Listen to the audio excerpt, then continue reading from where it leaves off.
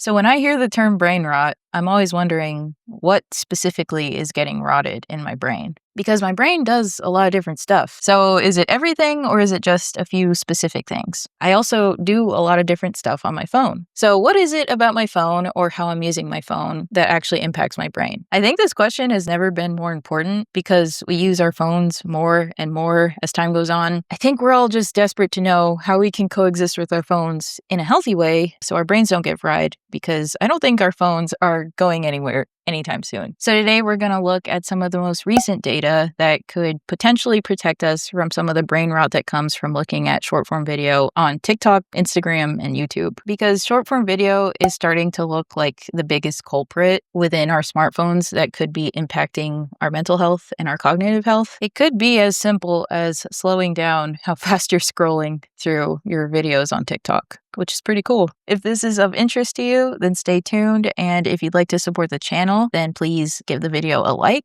or a comment. And if you want to hear more videos where we dive into literature and data, then consider subscribing to the channel. And with that, let's look at some of this data.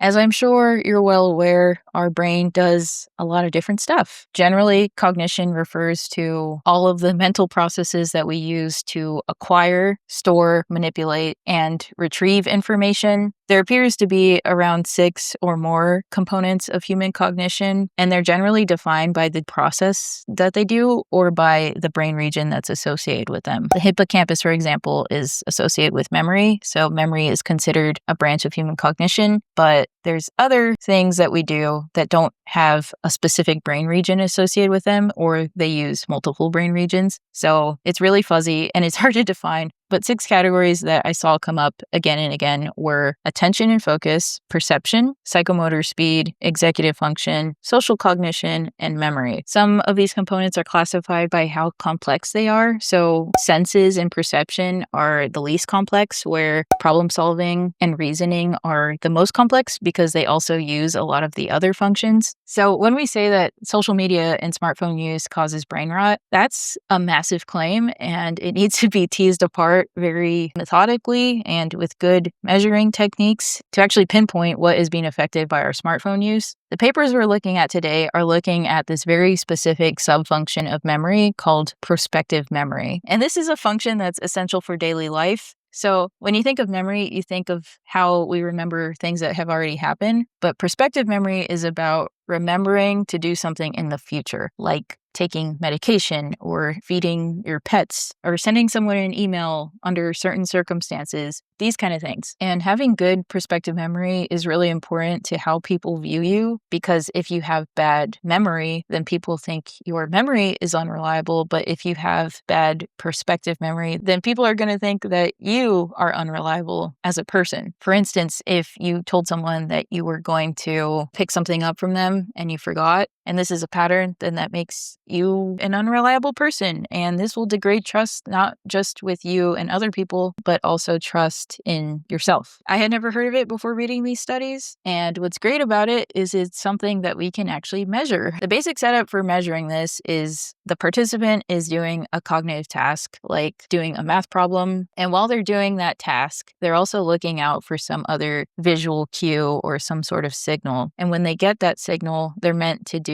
another task. And this is pretty difficult because your mind is focused on the cognitive task. But you also have to keep in mind and remember that there's some other cue or signal that's coming up. And then you have to remember what to do when you hear that signal. When I hear this setup, it kind of reminds me of video games. And I've been playing a lot of StarCraft lately, and I feel like there's a lot of prospective memory going on in that game. Maybe I would do okay on this task. Yeah, the 2 studies we're going to discuss today are specifically looking at how short form video and a few other different stimulus affect prospective memory. In the first study that we'll look at from 2023, this study used 60 participants that were broken up into a REST condition, a Twitter condition, a YouTube condition, and a TikTok condition. So the participants were trained on how to do the prospective memory task, and then they were tested on the task, and then all the groups groups were broken up into a 10-minute break where they were split up into their conditions of rest, Twitter, YouTube, or TikTok. After the 10-minute break, they measured prospective memory again. And before I show you the data, it's important to note that in the prospective memory task, they're measuring a few different things. They're measuring how well they did on a lexical decision task. So this is like the main cognitive task where they're meant to decide if a word is real or not real. And they also measure prospective memory by seeing how quickly and how accurately they respond to these other cues that pop up on screen. And they're meant to click a button corresponding with that cue. So for all 4 conditions of rest, Twitter, YouTube, and TikTok, there was no difference in the lexical decision accuracy before and after the break. But in the prospective memory task, the TikTok participants went from 80% accuracy before the break to 49% accuracy after the break. And the rest, Twitter and YouTube groups were unaffected by the 10-minute break. So aside from the conclusion that TikTok might be decreasing prospective memory, some other takeaways from this study are that it's not necessarily the video that's the problem, because both YouTube and TikTok are video platforms, but YouTube didn't have this effect. And both Twitter and TikTok both expose people to rapid context switching. So it's not necessarily the video or the rapid context switching that are the main culprits. And they also took measurements of how engaged everyone was with the 3 platforms, and there was no difference in engagement scores. So TikTok's effect on prospective memory was not because people were more engaged with the platform. So the follow-up study in 2025 really wanted to hone in on if it's the context switching within the short-form video platform that decreases prospective memory. So they used 3 different conditions. One was a rest group, one was unlimited switching group, so people just swipe as they normally would, and the third group was limited switching, where they could only watch 1 video per minute for 10 minutes. And given that the average watch time of a TikTok video is 5.26 seconds, watching at a pace of a minute per video in comparison is like a glacial pace. So similar setup, there was 15 participants per condition. They measured prospective memory before and after the break. The groups that watched videos could use any short form video platform. So they could use YouTube Shorts, TikTok, or Instagram Reels. And similar to the previous study, there was no difference in the accuracy of the lexical decision task for any of the conditions. But in the prospective memory task, they found increased accuracy when there was limited switching, and they found decreased accuracy when there was unlimited switching. So the big takeaway from this study is that it's the pace of watching short form videos that affects your prospective memory. And again, it seems like it's specific to this like high octane, really stimulating short form video content that has to be consumed really quickly in order for this effect to happen with your prospective memory. I like the way that these experiments were set up. They were not perfect, and there still are a lot of limitations to the study, but I think it mimics how we use our phones in like 5 or 10-minute breaks between our work here and there. So that's pretty cool. Zooming out from this study, there actually has been quite a lot of work done in the space of how short form video affects cognitive function and mental health. In particular, there was a meta-analysis done in 2025 that asked, how does short form videos affect cognitive function and mental health? And this meta-analysis looked at about 100,000 participants across 71 different studies. And under the umbrella of cognitive function, attention and inhibitory control are the 2 most well-studied areas. And the most consistent finding among these studies, and that was reported in the meta-analysis, is that short-form video reduces inhibitory control, which makes it harder to stay on task and harder to suppress irrelevant impulses. They also found a moderate negative association between watching short-form video and attention or focus. And outside of attention and inhibitory control, there isn't a ton of work on other cognitive functions. We did talk about prospective memory, which is a subcategory of memory. And while the data seems pretty strong, this has only been replicated twice. So this definitely needs to be followed up again, probably with more conditions and more measurements. I don't doubt that it's real, because brain rot is such a widespread feeling that we're all at least a little bit familiar with. So I think there is probably something to it. Another takeaway from this meta-analysis is that increased short-form video use is associated with worse mental health outcome scores, like